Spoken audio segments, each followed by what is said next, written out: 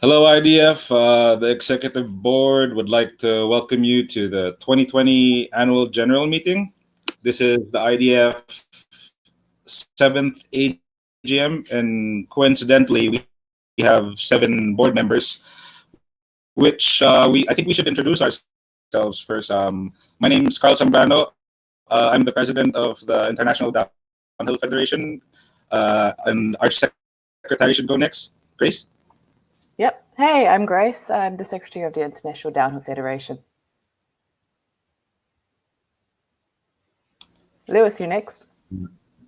Hi, I'm Luis, Treasurer of the International Downhill Federation. Hello, world. My name is Max Heaton, and I'm the racing representative. Hi, I'm Candy Duncan, and I'm the Public Relations Specialist. Really great to see so many people online today. Hi guys, I'm Uldis, and I'm the guy in charge of safety. Hey everyone, this is Chris McBride, and I'm the newest board member.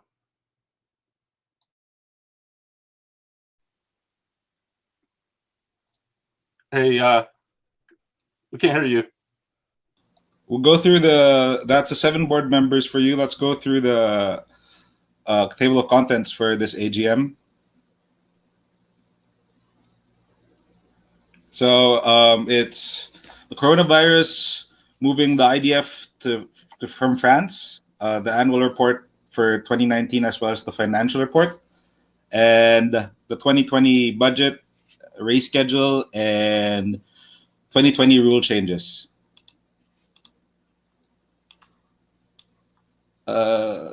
The International Downhill Federation is part of a bigger thing, and that is the world we live in. The world we live in today is in an unprecedented situation.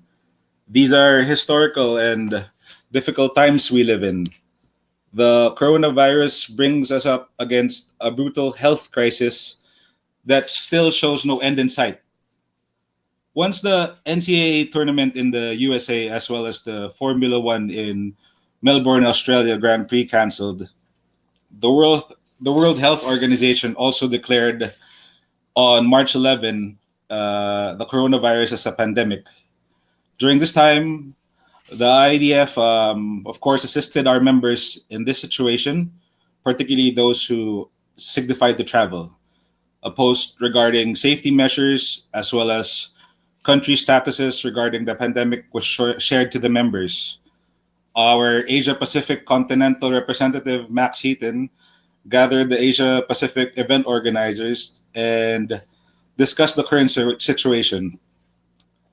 Even though the Australian Skateboard Racing Association was partly one of the founders of the IDF, and even though the 2019 world champion is also from Australia, the board voted on a hard decision: cancellation of sanctioning of the 3 Australian races and suspension of the Philippine race. It was a very painful decision, but as always, our members' safety is our main goal. We also regret that due to the unprecedented situation, we had some miscommunication internally in the board, which resulted to a miscommunication regarding the status of the Australian races. The IDF is a unique federation in a way that we provide our stakeholders with international events. If our members do have travel restrictions which prohibit them from traveling to an event, or a member country does not open its borders, it is not an international event. Skateboarding is and should be for everybody. The factors that will determine the outcome or the result, the actions for the 2020 World Tour are as follows.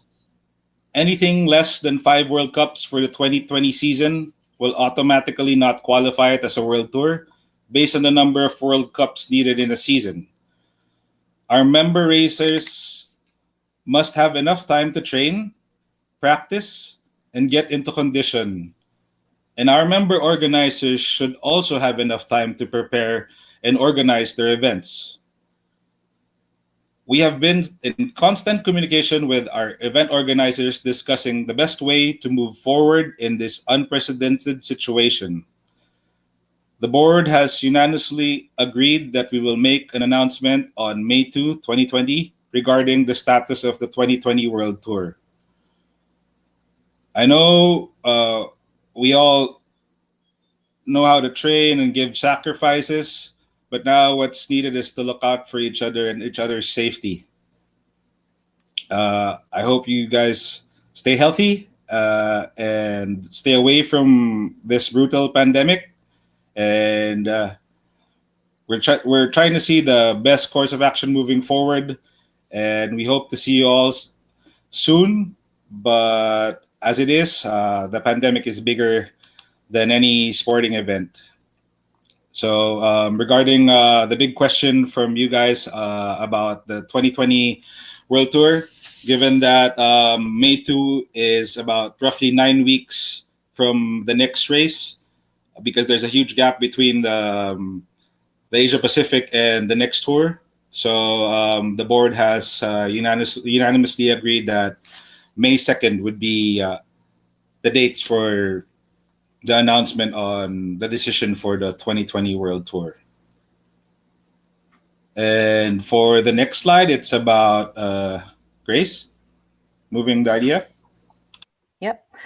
So guys, you may not know that currently the IDF is based in France. So firstly, why is the IDF based in France? Coma, the original founder of the IDF, is based in France. He is French, and basically he set up the IDF with the know-how, and he based the IDF in France. So basically, the IDF is a not-for-profit legal entity. That means that there are certain legal requirements that a not-for-profit legal entity has to meet. So for example, paperwork has to be filed with the court every time there's an election. In some countries, you have to meet some certain audit requirements. So these requirements are very country dependent. And because it's based in France, paperwork does need to be filed occasionally in French. So all our filing requirements are in French, and it's not something that we can avoid. So currently, reliance on a French volunteer or retaining a lawyer. We currently have a volunteer who's Coma. He has a lot of specialist knowledge with not-for-profit organizations in France, and he's currently helping us out with filing the paperwork in French.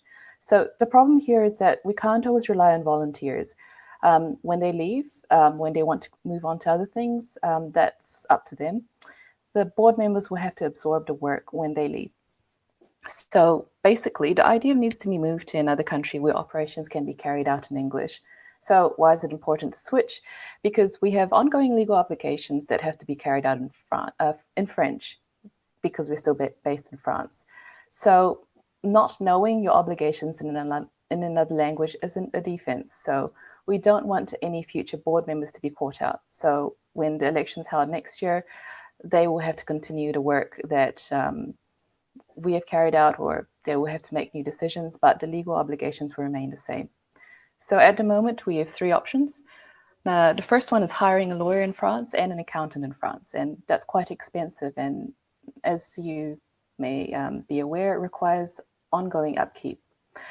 The second option is moving the IDF to another country where the requirements are less strict, or moving the IDF to a country where English is the spoken language, because that would obviously make it easier for future board members. So moving the IDF is actually quite a lengthy process. So at the moment, we have to untangle our finances, sort out where everything is at, wind it all up, and we also need to fulfill our legal obligations in France. So it should be carried out by the end of the year. And of course, we will keep the membership informed. So back to you, Carl. Thanks, Grace. So to talk more on the season, the 2019 season, I might say. So our objectives for the 2019 season. You could go to the next slide, Chris. So to improve safety at events, you do know that this board came in mid-season, and all of them were really eager on guarding on safety. So most of these additions are from incidents in the past or fine tuning done by the current board members. Safety amendments from event organizers would be discussed later on by Uldis, but the GoPros that were purchased before are also being reviewed. We review footages now, and tech inspection is done randomly. And also, because of what happened 2 years ago, we placed additional safety road barriers, start and finish. And when we did the South America tour, we did have Spanish-speaking IDF volunteers. Our next objective would be... Oh, you can change the slide, Chris. To activate more IDF event personnel. So all 6 board members last year did go on tour last year, and we did tap a few people. Ulrich Becker helped us mid-season in calculating the rankings, first time to help us, and Teo Mejia, the Colombian organizer, flew out to help us out in Argentina. But there's also Colin Beck was there in Australia, Fede and Como were in the Philippines. But we wanted to add more people in different regions. We also tried out new media people outside IDF. Next slide, Chris.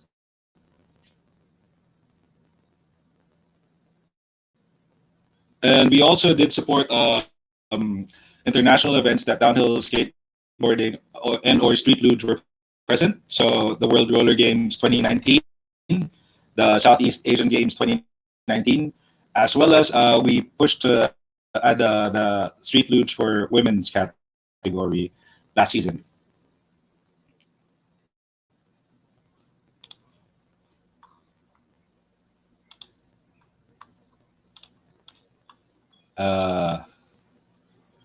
Challenges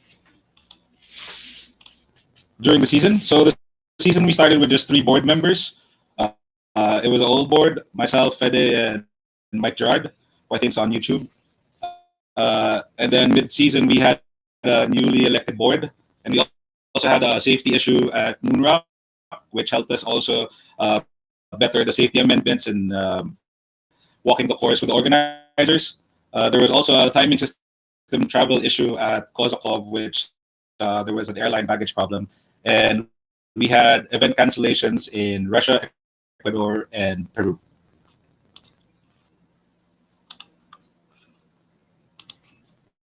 Max?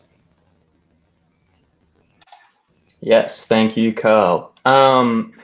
So to present to everyone viewing at the moment are the racing numbers for each category in 2019, with the percentage in increase or decrease from years previous. It's a fairly straightforward table. It was unfortunate to see in luge a small decrease, but we were facing decreases in most categories, with the most consistent decrease being in juniors for 2019. Yeah, as a board, we're going to look at using 2020 and advising the 2021 board on how we can raise the junior members up. Obviously, with some events being cancelled throughout the year, that's also where we lost some active racing numbers. You should probably be able to find this this table rather online for you to view at a later date. We can move on.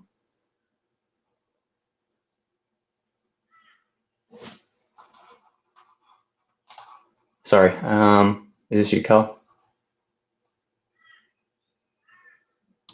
No, that's you, Max. Thanks, boss. Our IDF 2019 World Champions, we would like to congratulate Harry Clark for being the Open Skate Champion, Nick Broms for being juniors, Emily Pross once again for women's, Carl Martin for returning to racing and being the Masters Champion. And this year we had Abdul Madzan from Malaysia as our Luge World Champion as well. So congratulations to all of those.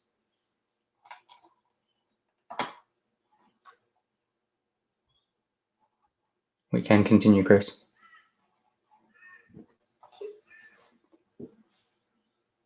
So our IDF 2019 Continental Champions.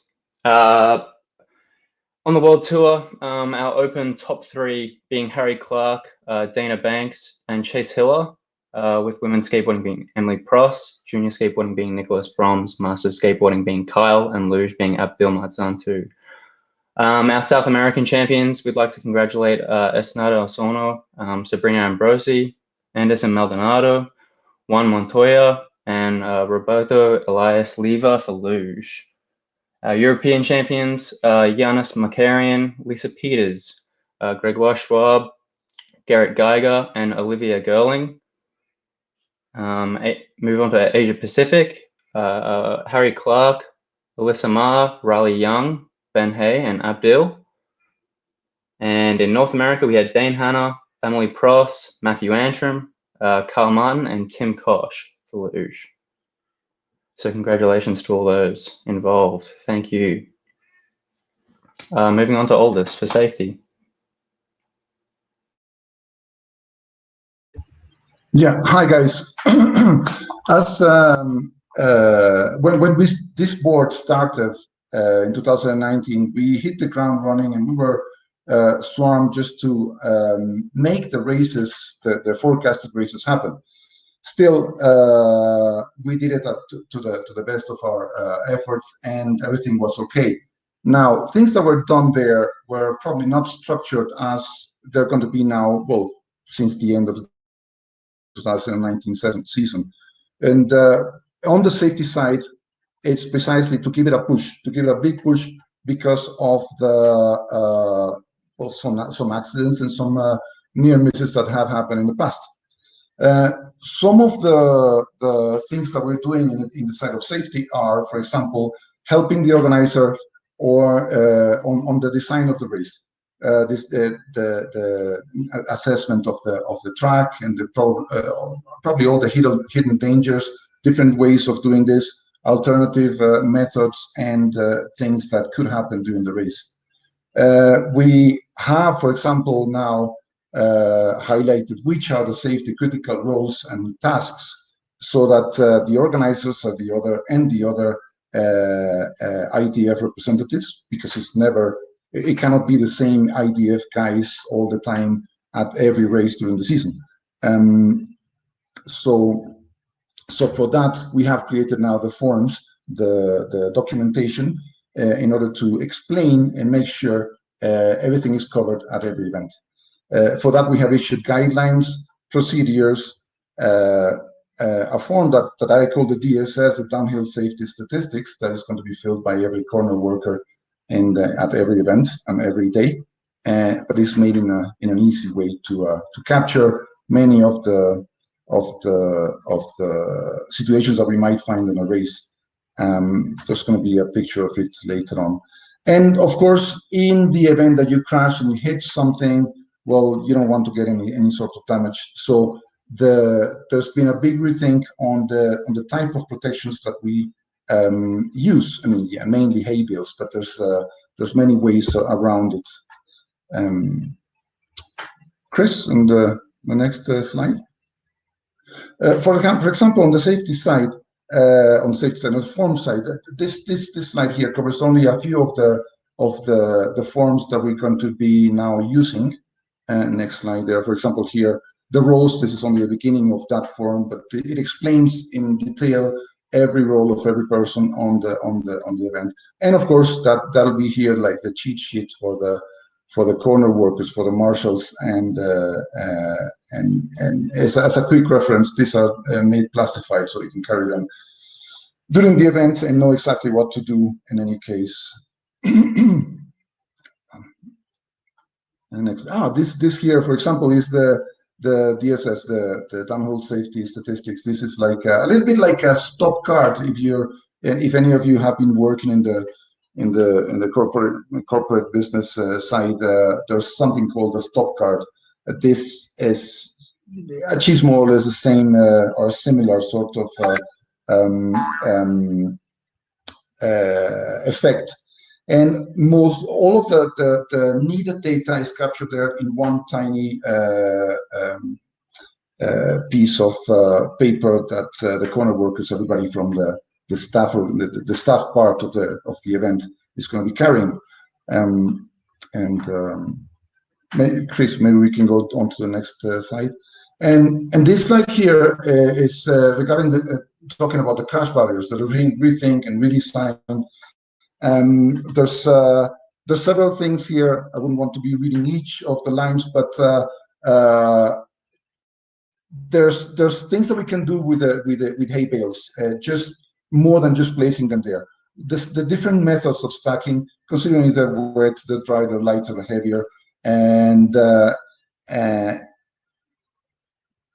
also different materials and shapes. They could be shredded plastic bottles as well in a bag, and helping again the organizers to do this with time will make things much better. Of course, we try to help reduce costs with the organizer and assess not only the protection in terms of crash barriers, but the road surface and on the racetrack at the time of the event. And that's me for the safety side. Okay, hello everybody. I really appreciate everybody who's present. I have a handful of slides to share with you, so I'll dive right in with our 2019 communications report. So 2019 was rough for our social media. Our total likes are up, but not by much. We also greatly lacked in number of Instagram posts, and our reach slightly dropped. Some of that is expected, as it's the year following a tragedy. However, we did lack at some events, and we weren't consistent in the off season. So for myself and the rest of the board, this simply wasn't good enough. So we've done some new things in 2020 that we're excited to tell you about.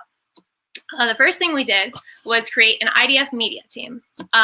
We chose to create 2 contracted positions in this team with the goal to ensure consistency and accountability for IDF social media and POV footage. These experts are willing to work within IDF's budget, and so we greatly thank them for their passion and commitment to top-level racing. So we hired Aaron Hampshire as the IDF social media manager. He started as a volunteer, helping with social media posts and articles throughout the 2019 season. He's a talented storyteller who has run social media accounts for multiple brands in the skate industry and has a thorough knowledge of IDF racing history and personally knows many of the racers who have graced our circuit over the years. For a POV editor, we chose James Gilchrist. James is a budding filmmaker who spent 2019 chasing the IDF Tour to film events and the racers who attended them. We've hired him on for POV footage to ensure that edits are released in a consistent and timely manner. He's also going to be working closely with Aaron Hampshire to help release extra footage to social media this year, including more champion interviews with POV race footage and his own footage included. Moving on to our volunteers, the other challenge I found with IDF's communications is that it's lacking a community of diverse skill sets. So there is now a team of volunteers to assist IDF when needed. These racers all bring different perspectives, backgrounds, and skill sets to media discussions, and together we work as a community to foster IDF growth. However, we are still lacking many skill sets and perspectives. So our team of volunteers is not yet complete. If it's something that you're interested in, then stay tuned because volunteer information is coming up in the AGM lineup today. Go on the next slide. Also new for 2020, we have industry sponsors. So we had a few goals when creating sponsorship opportunities with IDF. The main idea was to create a network with brands so that we may work together to accomplish our shared goal of growing downhill racing. Secondly, we wanted to help events grow funding through sponsorship. And lastly, we wanted these partnerships to cover all of 2020 event media expenses. And I am proud to say that we would have covered all of event media expenses for the year, thanks to the brands that are listed here under sponsors. However, COVID had other plans. Due to the season's uncertainty, we can't continue with our year-long plan. Instead, I'm going to stay in close contact with all of these brands to let them know what sponsor opportunities will arise this year. If you are a brand who would like to stay in the know but are not currently on this list, then please email me at candydungan@internationaldownhillfederation.org so that I may keep you informed with IDF opportunities. Okay, we got one more slide. For my last slide today, In order to accomplish transparency, I'm letting you in on some things that are still in development. The IDF is in discussion with a promotion company to internationally TV broadcast all World Cup series. Our goals include ensuring that racers, event organizers, and IDF all directly benefit from this broadcast partnership. One example of how racers will benefit are prize purses. The promotions company would provide a significant prize purse at every World Cup event. And as I mentioned, this is still in discussion and not yet final. The board will update the membership throughout the process. And we did want to also point out that we will not be discussing the World Qualifier Series for broadcast because we wanted to stay untouched in order to keep that grassroots feel on our World Qualifier Series that IDF was founded on. And lastly, with this possible change on the horizon, it may also be a good opportunity to create pro and am classes. We received a lot of feedback from members in the AGM questionnaire related to this, and we want you to continue sending your feedback so that we may ensure to proceed in a manner that is best for our membership as a whole. To send your feedback, please email board@internationaldownhillfederation.org. And Luis, I'll send it on to you.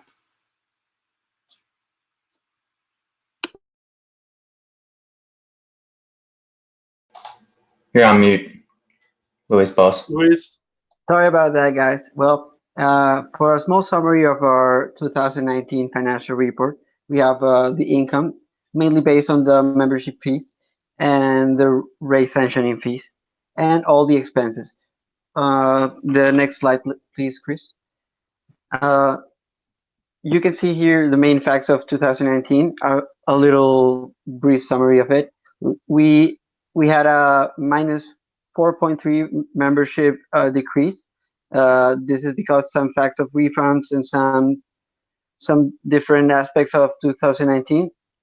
We also didn't award prize money for 2019 winners because our outcome was of a negative of $14.5 thousand, and that would leave us with no money for awarding our winners this year. We had less expenses moving the timing system around this year because it traveled less, but we had the issue at Kazakov, and we upped a bit the expenses on the IDF rep because we upped the reps on each race to 3 on each World Cup and 2 on each World Qualifier. So that will assure that the IDF it's on top of everything at each event, but that came with this increase at the spend. Also, we had to spend the 2018 prize money that was roughly amount of 12.5K. So, and some legal expenses from 2018 that came with it. So our 2019 came with a negative report of $14,500 on the negative. And going down on the next slide, we wanted to assure that this year came with more revenue. So we, as a board, were thinking of upping up the sanctioning fees for our events. So we started raising up some money throughout event organizers, also helping them with these sponsorship deals that Candy was talking about.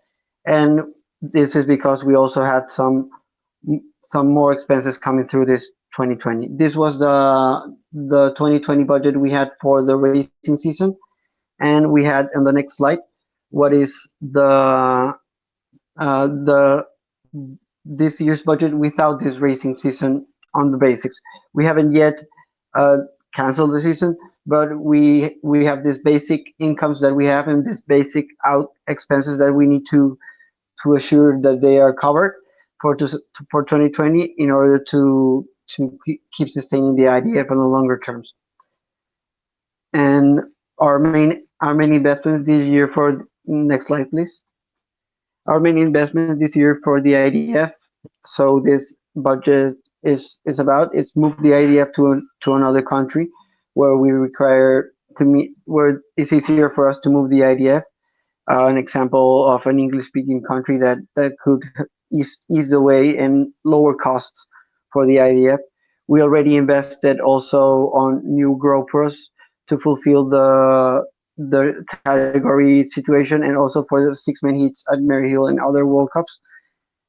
And we are still keeping sending 3 IDF members for each World Cups, 2 for each World Qualifier, and we are trying to invest more also on social media and promotional deals, because we think that IDF should be more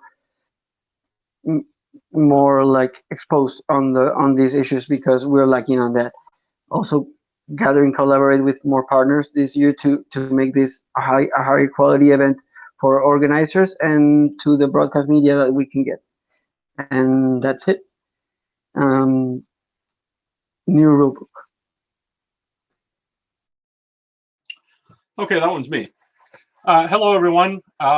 So one of the things we did in the off season is we took a look at the rule book and we tried to clean it up and try to fix a few rules. And there's quite a few changes. The majority of the changes are pretty simple and pretty straightforward, but I wanted to highlight a few of the major changes.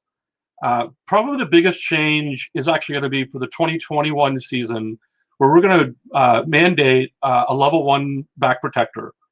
Level 1 is the lowest back protector you can, the lowest certified back protector you can get. Level 2 is much better, and that's kind of what we would recommend. But a level 1 will be required. This is to start in the 2021 season to give you time to purchase these. In addition to that, we have actually made a deal partnered up with Shred. This is they make some pretty decent back protectors, and they're willing to give our members basically a third off, 35% off. And full transparency here, we actually get a small kickback from this, which will help us with our minuscule budget. We will be sending out more information about this deal later this week in an article with the coupon information about how to take advantage of it. In addition to this, also starting the 2021 season, we'll be requiring technical inspection of safety gear. This is to ensure that you have the back protector and you have a good helmet and so on. We'll have more information next season about how the technical inspection will bear out, but keep in mind these are coming up next year.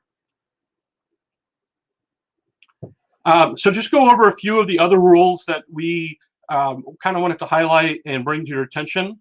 Probably one of the biggest rules is we are trying to ensure that there are no motor vehicles on the track when riders are on the track. And we're really targeting no fault cars for the purpose of filming, but we're going to outlaw no motor vehicles on the course while riders are on the course. This will help everybody be safer. Another rule that we took a close look at and tried to restructure is crash restarts. This particular rule 7.9 has a couple different parts to it. The big issue is where exactly do you restart, and basically we want to restart essentially reasonably close to where you boarded it up. If your board runs down the hill a bit, you run down, get on the board, and keep going. The restart procedure should be the same as your start procedure. So that means just put the board on the ground, you put your foot on the board, and you kick off just like you would at the start line. One change we did make in this rule is if you receive help, you're not going to be penalized unless that help is in propelling the board. So if someone picks your board up and hands it to you, you're not DQ'd. And that was an issue we've run into in the past. So we're trying to clean this rule up a bit. Back to the start lanes, I believe last year, or maybe it was 2 years ago, IDF tried to bring out the start lanes. One of the things we're going to try to do is just enforce this a little bit more, make sure the start lanes are used more often. We actually outlined how wide and how long the start lanes have to be. And if you cross over the lane as you go down the course, it'll be like a false start. These lanes are only going to be about 10 meters or so, but it's to give everyone a chance to get the board moving without interference from your neighbors. Another small change we made in the rules is in order to finish the race, you must be in riding position at the finish line. If you crash at the finish line, you're going to have to get up, go back, get on your board, and then cross the board in riding position to be counted as a finish. We had a couple more things about safety. We want to make sure that leathers are double stitched, whether it's a leather suit or a Kevlar suit. It needs to be double stitched. And another change is, it used to be that protective eyewear was recommended. It is now mandatory. So those are the big changes in the rules. There's a few more changes. I don't know if we posted the rules yet, but we'll post them pretty soon. And we'll try to get something up to show you the difference between the current rules and the old rules.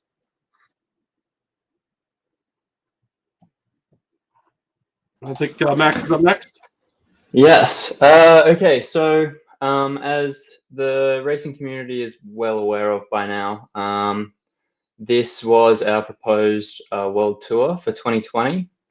Obviously, currently we have to be quite fluid with this world tour due to Corona affecting us. And obviously now we're continuing on with no races in Australia and a postponement of Seaside. So if we just flip to the next slide, Chris.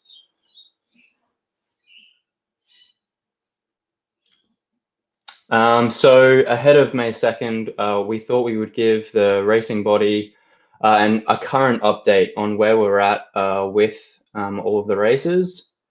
So as you can see, Mount Donna proceeded with IDF sanctioning being removed, but followed through with Newtons and Tame the Taipan being cancelled subsequently because of border restrictions. And Carl for Seaside has decided to postpone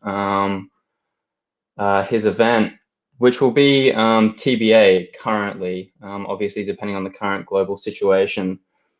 We've had some unfortunate news that Sankey will be cancelled, but then the following Europe events, Velofig, Volpire, Transylvania, and Kozakov are still looking to proceed. Mesa also still looking to proceed in the North American Continental Tour, but Vimy Challenge has unfortunately also cancelled. And then Gravity Fest and Mount Jefferson, we received word that they were also looking to proceed. La Leonera in Colombia has unfortunately been cancelled, with GT Downhill still looking to proceed, as well as Maryhill. And unfortunately, La Violenta, being our closing race of the season, has had to cancel as well. So between now and May 2nd, the IDF board will be still talking with our event organizers and still trying to discuss how we can move forward, and then how we go about either continental rankings and also how we have the IDF represented at these events. Given the current border restrictions, the current IDF board may not actually be able to travel to some of these events. So yeah, it's a very fluid and dynamic situation. And we'll be obviously looking to update the board, the racing community rather, continuously throughout this whole thing. So yeah, if you'd like to continue, Chris.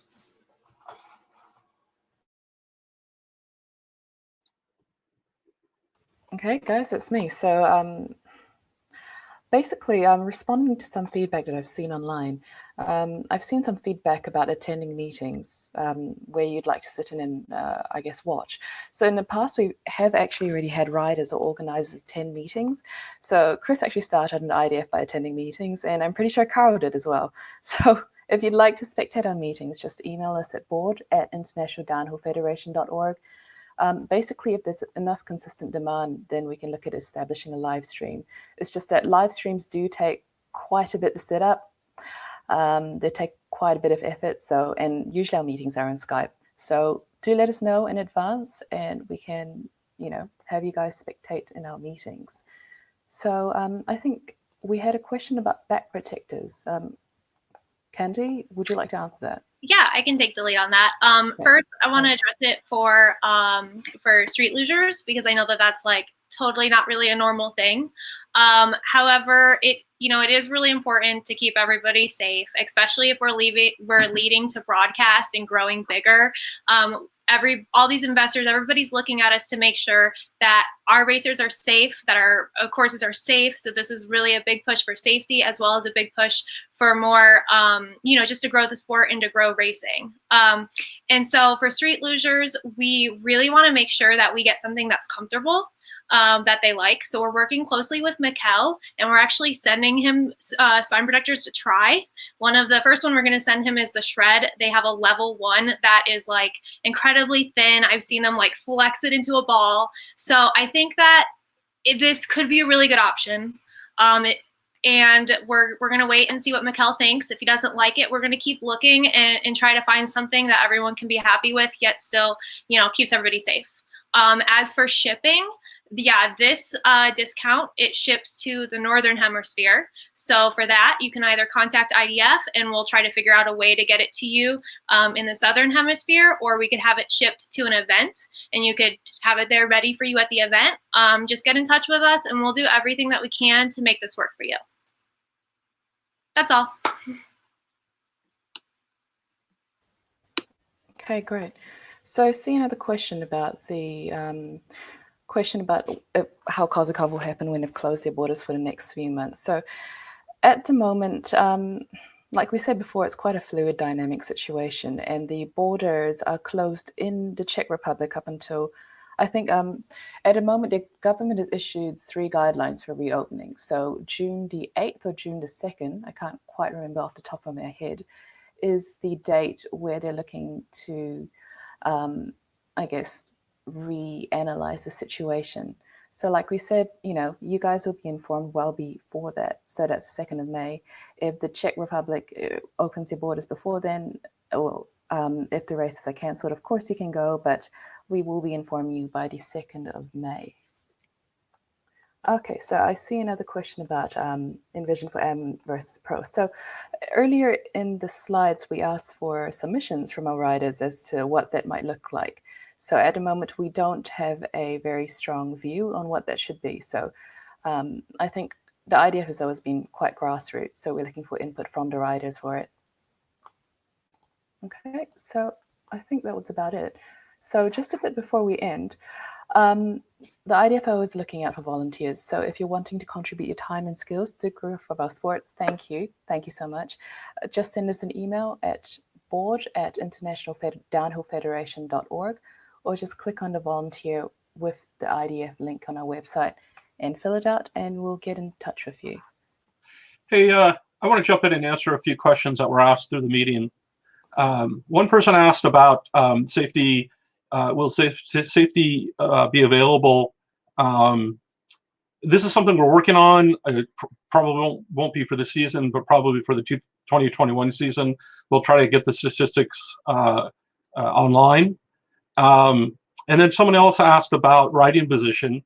We actually have rules in the rule book already. They've been in the work for a while, defining the riding position for stand-up and street luge.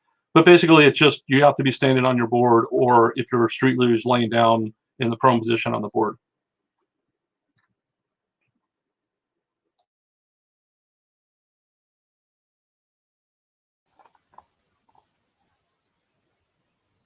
Okay, yeah. So I see some discussion about the whole document about the Pro and Am. So basically, it did describe the Pro and Am. We'd like to see some more feedback about that. So we reached out to other members, and I think that given this additional, assistance or possibilities that we have from the live TV stream, we'd like to look at that again. So your responses have been recorded. We still have those documents. Send in some more views if you want.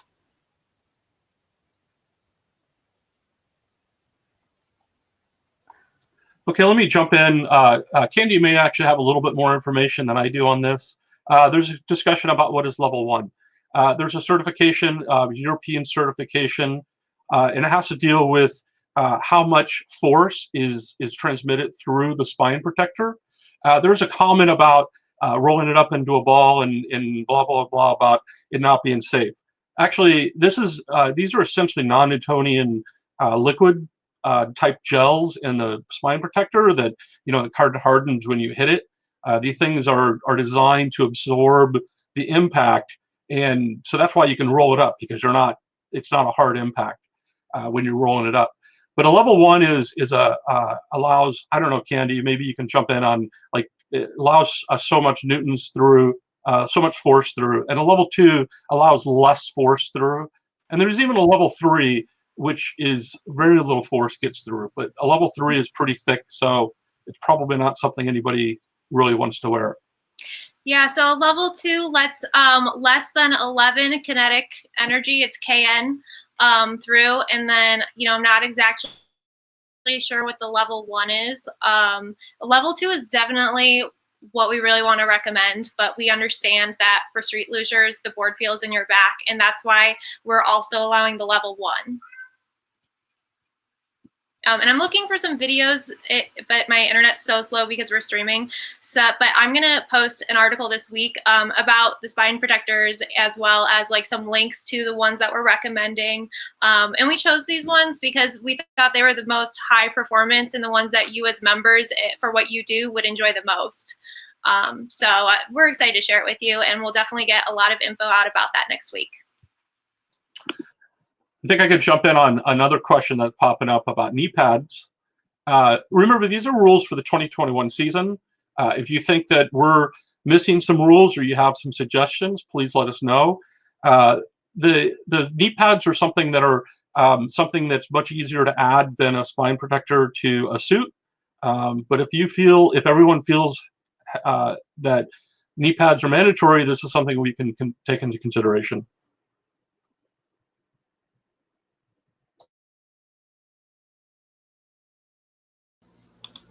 Just on the thought, though, also on knee pads, that was kind of brought up during the board meeting, but we kind of realized and looked at the existing racers now, and majority of them don't use knee pads under their leathers. It would add an additional cost if we'd have the effect, but it was talked about, and we do still keep it in during the meeting.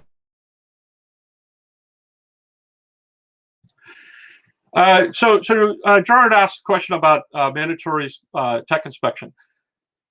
Basically, the idea is we're mandating that you have a spine protector. The problem is, if you're wearing the spine protector under your leathers, we don't know if it's a level 1 or not. I think what we idea is to do spot checks on the line, random spot checks on the line, that people actually have spine protectors, but we want to make sure that you actually have a level 1 at some point. So we want to do, this is again starting next year, so we still need to work out the logistics, but the idea is to do a mandatory tech inspection of safety gear. I don't think this needs to be done every day, but again, this is logistics we need to work out.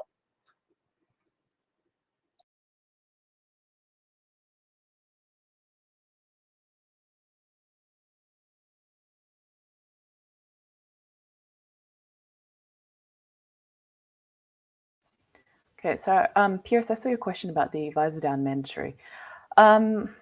We would like people to be able to protect their eyes, and that's why we've required people to have protective equipment for their eyes. Unfortunately, this is quite hard to police, so please use your discretion.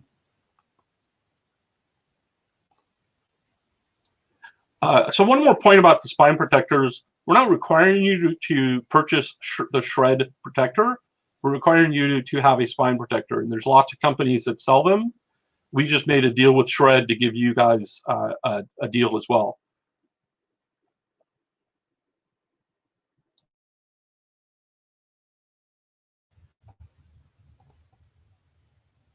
Okay, guys, I see there's a lot of discussion about the spine protectors versus the knee pads. So, like I said before, please feel free to write to us if you have any input about the spine protectors versus knee pads. I understand it looks like most of the people here are in, well, okay. Most of the people here are in favor of knee pads, but I'm sure we do have people from the other side who might want to be heard. So please do write into us, board@internationaldownhillfederation.org. We do want to hear feedback, and it's always useful to have know what our writers are thinking about. So built-in Okay, another question about built-in spine protectors or back protectors. That's fine too. If it's built into a suit or if you're wearing it, that is absolutely fine. Okay, so I think we've basically come to an end for this AGM. So I want to thank you for coming. And like I said before, if you do have any questions, please write to us. Okay, so I guess that wraps things up. Thanks for attending our 7th IDF AGM. So stay safe, everyone, and have a good season.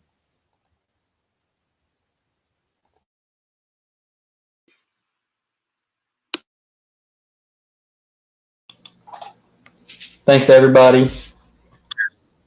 Thanks, everybody. Glad you were here. Thanks, guys. Thank you, guys. Thank you for attending. Thank you, guys. Stay safe. Thank you.